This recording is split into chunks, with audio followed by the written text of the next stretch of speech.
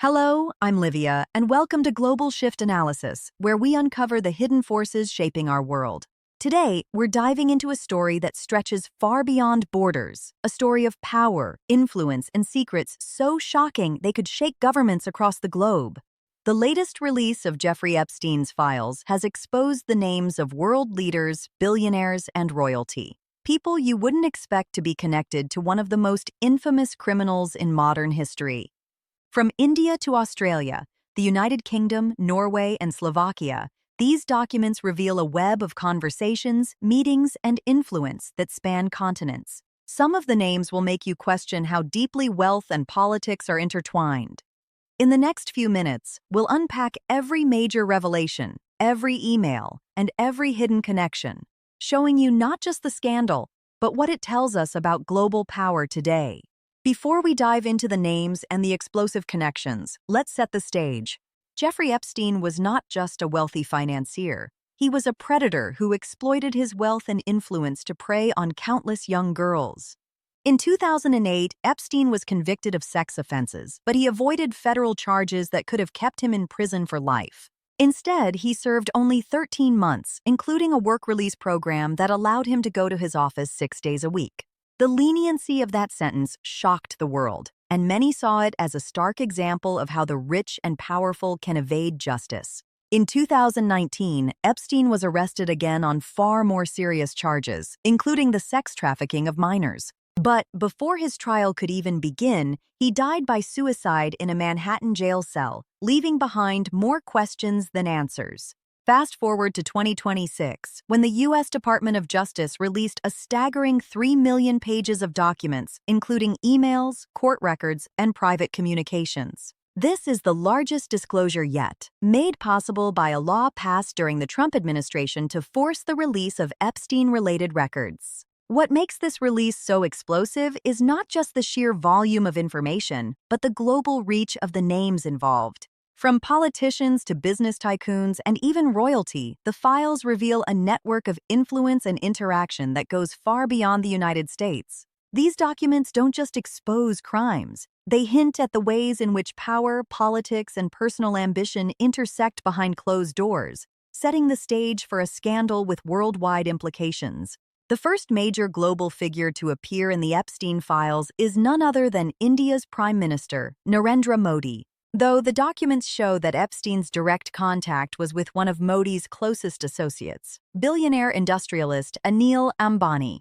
Ambani, the chairman of Reliance Group and brother of India's richest man, Mukesh Ambani, maintained a series of email exchanges and messages with Epstein in the years following Epstein's first conviction in 2008. These weren't casual greetings. They reveal strategic conversations about diplomacy, leadership, and high-level meetings. In March 2017, just 2 months after Donald Trump took office as U.S. president, Ambani reached out to Epstein, noting that leadership wanted help connecting with key figures in Trump's circle, including Jared Kushner and Steve Bannon. He also sought Epstein's advice about arranging a possible visit by Prime Minister Modi to the United States.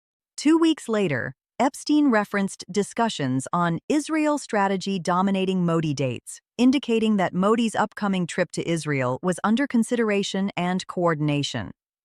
By July 6, 2017, Modi became the first Indian prime minister to officially visit Israel, marking a historic shift in India's foreign policy. India had long supported the Palestinian cause, and its citizens had been barred from traveling to Israel since the country's creation in 1948. Following Modi's visit, New Delhi became Israel's largest weapons buyer that year, purchasing $715 million worth of defense equipment. The relationship has only deepened, including a $10 billion decade-long joint venture between Ambani's Reliance Defense and an Israeli state defense group. The Epstein documents reveal that after Modi's Israel trip, he was described as having taken advice and danced and sang in Israel for the benefit of the U.S. president, underscoring the unusual degree of influence and coordination surrounding these diplomatic events. Epstein even proposed meetings between Modi and Steve Bannon, highlighting the convergence of political strategy, international relations, and private influence. While no allegations of criminal wrongdoing involve Modi directly, the files shed light on the networks of power and influence behind the scenes. They reveal how a single individual, Epstein, managed to connect the dots between business, politics, and international diplomacy, leaving questions about how private actors can shape the decisions of nations and their leaders. Another key Indian figure appearing in the Epstein files is Hardeep Singh Puri, a former diplomat who retired from the Indian Foreign Service to join Narendra Modi's Bharatiya Janata Party in 2014. The documents reveal that Puri maintained multiple contacts with Epstein over the years, meeting him in his Manhattan townhouse on at least 3 occasions, in February 2015, January 2016, and May 2017. While Epstein was a convicted sex offender, these interactions, according to Puri, were strictly professional, focused on business and investment opportunities in India. The emails show Puri engaging with Epstein regarding high-profile tech figures such as Reid Hoffman, co-founder of LinkedIn. Puri invited Hoffman to visit India and pitched detailed plans for investment and economic growth under the newly elected Modi government. In one email from December 2014, Puri even asked Epstein when he would return from his exotic island so they could arrange a meeting. He intended to share books and materials designed to excite an interest in India, a clear attempt to promote the country as a hub for global investment. India's government has been quick to dismiss any impropriety. A spokesperson for the Ministry of External Affairs emphasized that these references were business-related and did not reflect any criminal or unethical conduct. Nonetheless, the Epstein files raise questions about the breadth of the financier's network and his ability to insert himself into the corridors of global economic and political influence. Even when interactions were strictly professional, they highlight the subtle ways powerful actors, like Epstein, can shape access and dialogue between foreign governments and private interests. Australia's former Prime Minister Kevin Rudd also appears in the Epstein files, raising eyebrows across the diplomatic community. According to the newly released documents, Epstein scheduled a meeting with Rudd on June 8, 2014 at 4:30 p.m., the same day he traveled from his private island, Little St. James, to New York for multiple engagements. What makes the files more striking are the emails sent just 2 days prior. Epstein instructed his assistant to ensure non-vegetarian food would be available for a Sunday lunch, specifically noting, "As now, Kevin Rudd is also coming." Seconds later, he added, Kevin Rudd might also stop by former Prime Minister Australia. Rudd, who was not in government at the time and is now serving as Australia's ambassador to the United States, firmly denies ever meeting Epstein and insists he had no friendship or personal connection with the disgraced financier. Even though no wrongdoing is implied, the documents highlight the unusual reach Epstein had, touching leaders and former leaders around the world. They also illustrate how his network extended beyond private business and criminal activity into global political circles. Rudd's inclusion in the files serves as a reminder, even the mere mention of a world leader in Epstein's schedules can create waves, raising questions about influence, access, and the hidden intersections of wealth and diplomacy. In the United Kingdom, one of the most high-profile names to resurface in the Epstein files is Peter Mandelson, a former cabinet minister and life peer.